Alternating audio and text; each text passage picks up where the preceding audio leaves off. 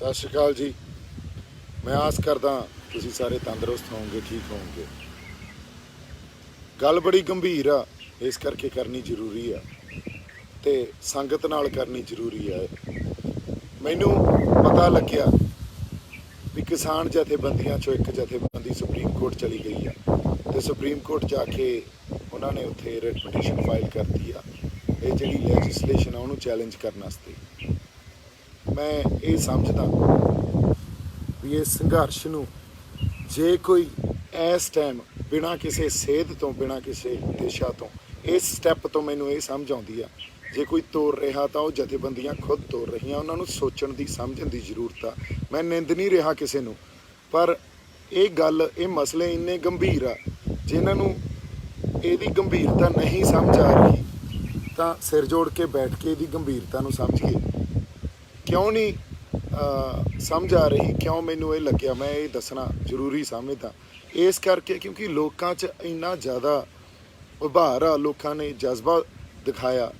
असी मोर्चे विड्ढी बैठे हैं, पक्के मोर्चे विड्ढी बैठे हैं। तुसीं मैनू जो कही जाओ मर्जी, मैनू उहदे नाल कोई फर्क नहीं पैंदा, पर जदों तुहाडे कोले मैनू कोई विजन नहीं दिखता जथेबंदियां कोले या तुहाडे कोले मैनू कोई प्लान बी नहीं दिसदा। मैं कहा सी इन्हां कोले प्लान बी है नहीं। सो गल आए आ जदों सुप्रीम कोर्ट जाना मसले नूं लैके कानूनी लड़ाई लड़नी आ उहदी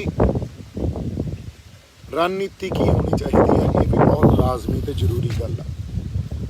रणनीति मैनू नहीं लगता इन्होंने बनाई आ क्योंकि पटीशन फाइल करती एक पटीशन के ग्राउंड्स की होने चाहिए आ ये किसी नाल डिस्कस नहीं होया।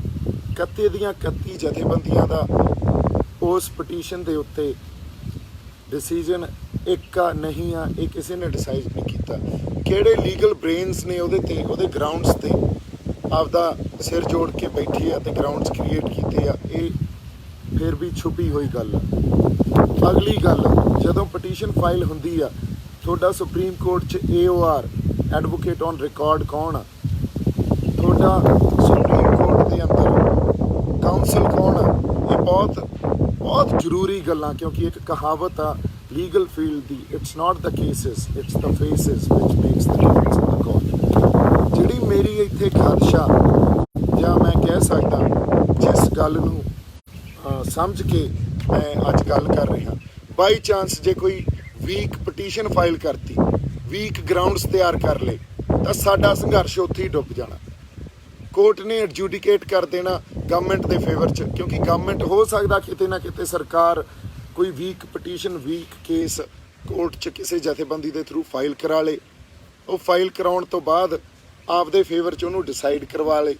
यूनियन गवर्नमेंट के फेवर च जदों डिसाइड हो गया अगली कोई भी पटीशन फाइल करूगा that will not be entertained. उन्हें कोर्ट ने उन्होंने दाखिल ही नहीं करना, क्योंकि there is a principle called res judicata means that once a matter is decided about a subject matter, about anything which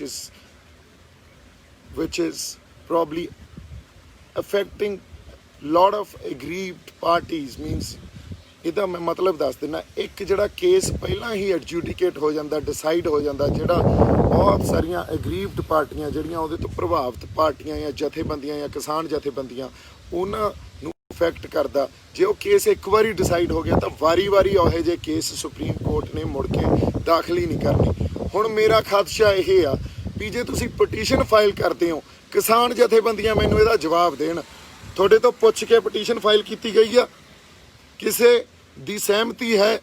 तुसीं मैनूं कहने हो भी दीप सिद्धू साडे तो वख चलदा, मैं वख नहीं चलदा, मैं तुहाडे नाल चलदा। पर जदों तुहाडे कोले कोई प्लान नहीं हुंदा, जदों तुहाडे कोले कोई हल नहीं हुंदा, तुहाडे आपदे कोले एक कोई प्लान ऑफ एक्शन नहीं आ, फिर मैं आपदी धरती नाल किवें गदारी कर ਲਾਂ, किवें मैं तुहाडे पिछे लग जा, किवें मैं ये कहदा भी जो तुसीं कहोगे उही करांगे, फिर तां इह तां गुलामी दी निशानी हुंदी आ।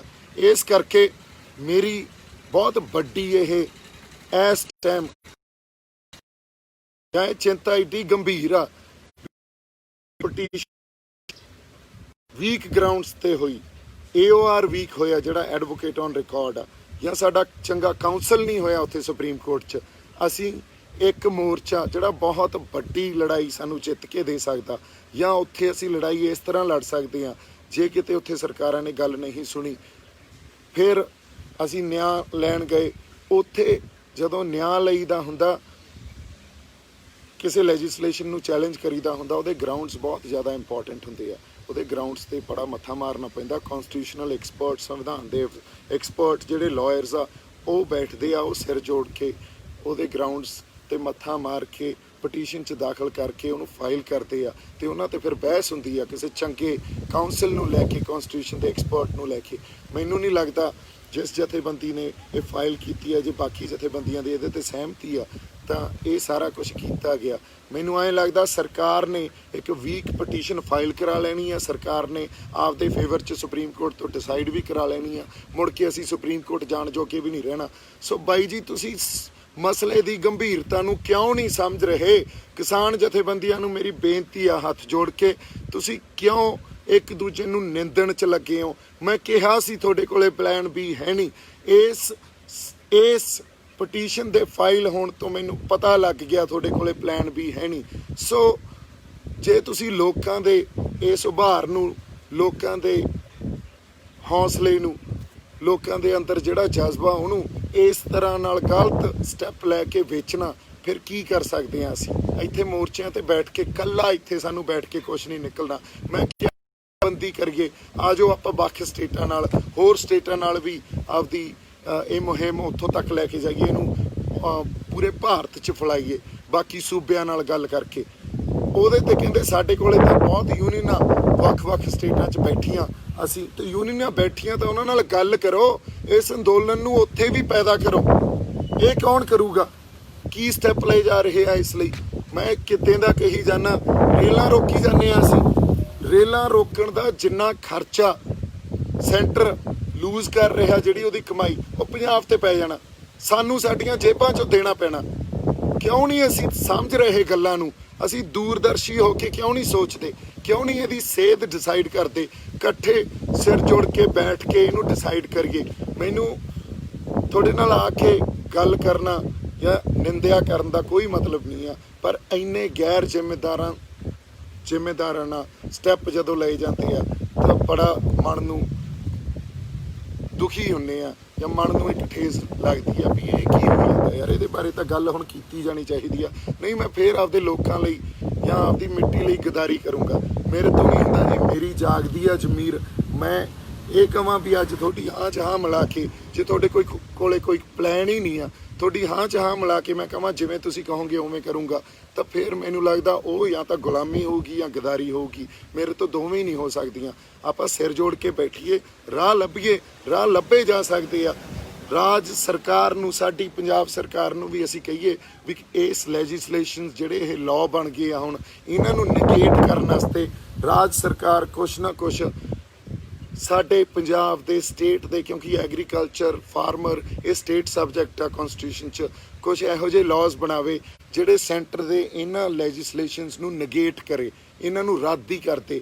ਸੋ ਇਸ ਕਰਕੇ ਅਸੀਂ ਕਰ ਸਕਦੇ ਹਾਂ, ਹੱਲ ਵੀ ਲੱਭ ਸਕਦੇ ਹਾਂ, ਹੈਗੇ ਆ ਹੱਲ ਸਾਡੇ ਕੋਲੇ। ਪਰ ਜੇ ਸਿਰ ਜੋੜ ਕੇ ਨਹੀਂ ਬੈਠਾਂਗੇ, ਹਉਮੈ ਮੈਂ ਇੱਕ ਦੂਜੇ ਨੂੰ ਨਿੰਦਣਾ, ਲੱਤਾਂ ਖਿੱਚਣਾ, ਫਲਾਨਾ ਫਲਾਨੇ ਦਾ ਏਜੰਟ ਆ, ਇਹਨਾਂ ਚੀਜ਼ਾਂ 'ਚ ਰਹਿ ਗਏ। ਤੇ ਆਹ ਜਿਹੜੀ ਪਟੀਸ਼ਨ ਪਾਈ ਆ, ਇਹ ਪਾਉਣੀ ਚਾਹੀਦੀ ਸੀ, ਪਰ ਇਹਦਾ ਸਮਾਂ ਕੀ ਹੋਣਾ ਚਾਹੀਦਾ ਫਾਈਲ ਕਰਨ ਦਾ, ਇਹ ਕਿਸ ਤਰ੍ਹਾਂ ਫਾਈਲ ਕਰਨੀ ਚਾਹੀਦੀ ਆ, ਗਰਾਊਂਡਸ ਕੀ ਹੋਣੇ ਚਾਹੀਦੇ ਆ, ਸਾਡਾ ਐਡਵੋਕੇਟ ਔਨ ਰਿਕਾਰਡ ਕੀ ਹੋਣਾ ਚਾਹੀਦਾ, ਸਾਡਾ ਕਾਉਂਸਲ ਕਿਹੜਾ ਬੰਦਾ ਹੋਣਾ ਚਾਹੀਦਾ, ਕਿਹੜਾ ਸੁਪਰੀਮ ਕੋਰਟ 'ਚ ਫੇਸਿਸ ਆ ਜਿਹੜੇ ਵਰਕ ਕਰਦੇ ਆ, ਕਿਸ ਬੈਂਚ ਦੇ ਕੋਲੇ ਜਾਊਗੀ, ਉਸ ਬੈਂਚ ਦੇ ਸਾਹਮਣੇ ਕਿਹੜੇ ਫੇਸਿਸ ਵਰਕ ਕਰਦੇ ਆ। all that has to be considered. I don't know why we are not brainstorming about anything, but we are blaming each other. So ਮੇਰੀ ਬੇਨਤੀ ਹੈ ਤੁਹਾਨੂੰ ਹੱਥ ਜੋੜ ਕੇ, ਇਸ ਲੱਤਾਂ ਖਿੱਚਣ ਵਾਲੀ ਪ੍ਰੈਕਟਿਸ 'ਚੋਂ, ਚੱਕ ਲਿਆ ਧਰ ਲਿਆ ਵਾਲੇ ਕੰਮ 'ਚੋਂ ਨਿਕਲੀਏ। ਅਸੀਂ ਸਿਰ ਜੋੜ ਕੇ ਬੈਠੀਏ। ਜਥੇਬੰਦੀਆਂ ਨੂੰ ਵੀ ਬੇਨਤੀ ਆ, ਹੱਲ ਨਿਕਲਿਆ ਆਊਗਾ, ਹੱਲ ਹੈਗੇ ਆ। ਸੋ ਨਿਮਰਤਾ ਸਹਿਤ, ਪਿਆਰ ਤੇ ਸਤਿਕਾਰ ਨਾਲ ਮੈਂ ਬੇਨਤੀ ਕਰਦਾ, ਸਿਰ ਜੋੜ ਕੇ ਬੈਠੋ, ਬ੍ਰੇਨਸਟਾਰਮ ਕਰੀਏ ਤੇ ਕੋਈ ਨਾ ਕੋਈ ਹੱਲ ਕੱਢੀਏ, ਕਿਉਂਕਿ ਅਸੀਂ ਹੁਣ ਲੋਕਾਂ ਦਾ ਭਲਾ ਕਰਨਾ। ਇਹੀ ਮੇਰੀ ਬੇਨਤੀ ਹੈ ਜੀ ਸਾਰਿਆਂ ਨੂੰ। ਪਿਆਰ ਤੇ ਸਤਿਕਾਰ ਇੱਕ ਵਾਰੀ ਫੇਰ ਮੇਰੇ ਵੱਲੋਂ। ਸਤਿ ਸ਼੍ਰੀ ਅਕਾਲ। ਬਹਾਵਲਪੁਰੀ ਟੀਵੀ ਦੀ ਲੇਟੈਸਟ ਵੀਡੀਓ ਦੇਖਣ ਦੇ ਲਈ ਚੈਨਲ ਨੂੰ ਲਾਈਕ ਕਰੋ, ਕਮੈਂਟ ਕਰੋ, ਸ਼ੇਅਰ ਕਰੋ, ਸਬਸਕ੍ਰਾਈਬ ਕਰੋ, ਬੈਲ ਆਈਕਨ ਦਾ ਬਟਨ ਜ਼ਰੂਰ